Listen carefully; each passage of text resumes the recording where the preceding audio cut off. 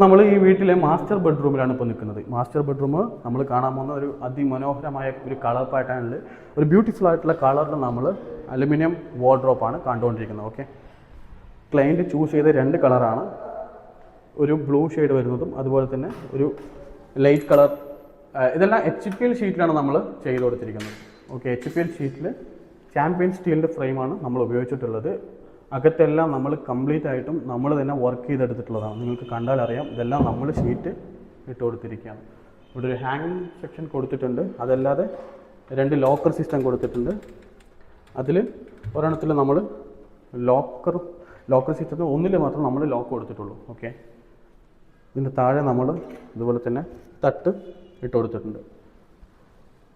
ഇതിൽ നമ്മൾ ട്യൂബ് ഹാൻഡിലാണ് നമ്മളിവിടെ കൊടുത്തിട്ടുള്ളത്. നിങ്ങൾ ശ്രദ്ധിച്ച് നോക്കിയാൽ അറിയാം, ട്യൂബ് ഹാൻഡിലാണ് നമ്മൾ കൊടുത്തിട്ടുള്ളത്. ഓക്കെ,